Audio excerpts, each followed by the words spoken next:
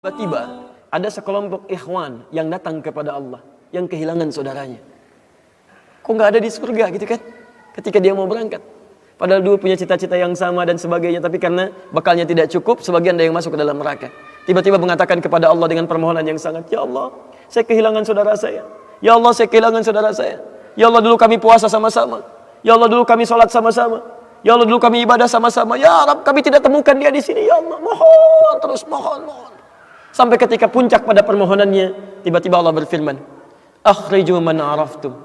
Hei para malaikat, keluarkan orang yang dikenali oleh orang-orang ini, yang disebutkan tadi. Keluarkan mereka dari neraka. Tiba-tiba dikeluarkan. Bertemulah orang-orang ini dengan temannya.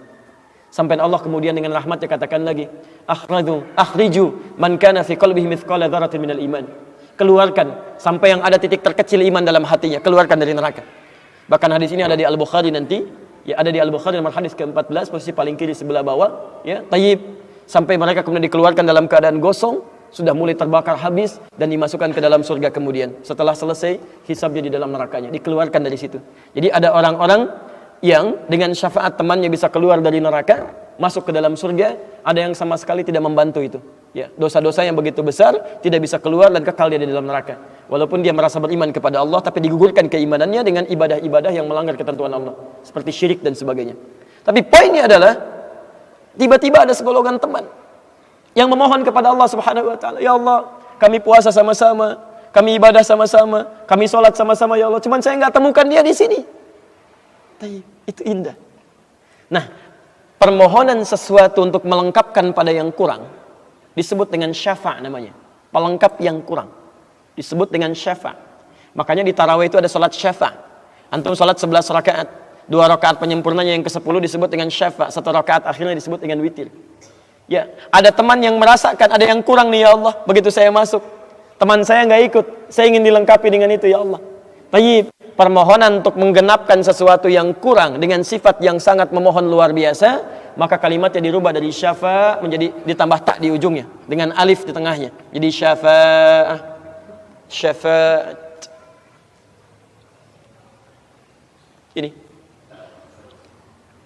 Syafa'at.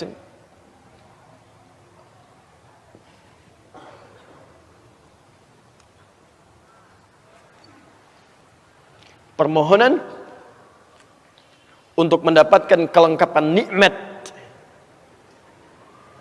Permohonan untuk mendapatkan kelengkapan nikmat yang belum didapatkan. Tayyib. Saya mau akhiri ya, karena ini sebenarnya tidak banyak bahasannya. Siapa orang-orang ini? Itu yang disebut dengan ikhwan. Makanya ketika ayat Qur'annya mengatakan wa kuntum ala syafa hufratin minan nari fa anqadhakum minha, dan kalian sudah ada bahkan yang sudah mau di bibir neraka itu.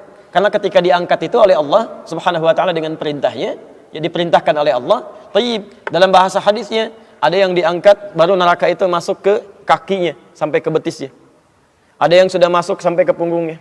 Ada yang sudah ke lehernya dan ada yang sudah tenggelam di dalamnya. Tayyib. Jadi ada yang baru di bibir neraka diangkat. Ada yang baru sudah mau masuk ke neraka diangkat, ada yang sudah tenggelam diangkat. Jadi macam-macam. Ya, fa asbahtum bi ni'mati ikhwana.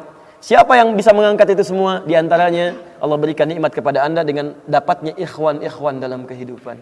Cuma itu yang bisa menolong Anda di hari akhirat, teman-teman terbaik selain syafaat-syafaat yang lainnya.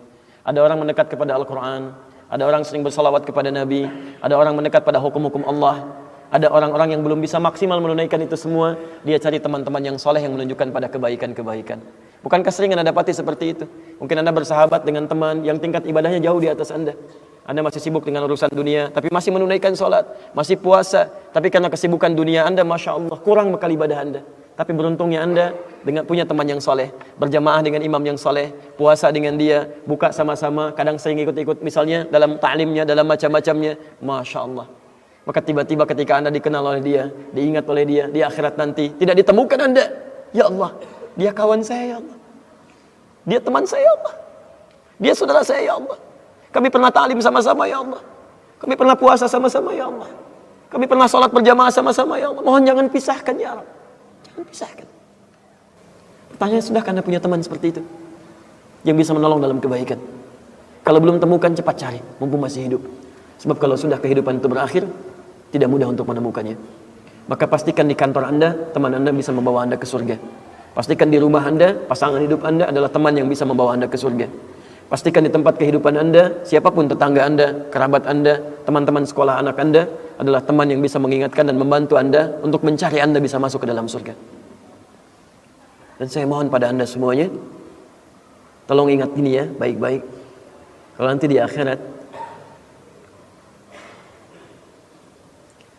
Anda tidak temukan saya di surga, tolong ingatkan kepada Allah, saya pernah ada di sini. Saya pernah ada di sini. Tolong ingatkan. Kalau antum di akhirat nanti tidak temukan saya di surga, tolong ingatkan.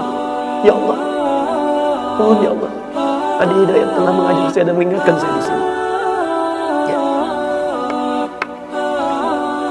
Subhanakallahumma wa bihamdika asyhadu an la ilaha illa anta astaghfiruka wa atubu ilaik. Wa akhiru da'wana alhamdulillahi rabbil alamin. Assalamualaikum warahmatullahi wabarakatuh.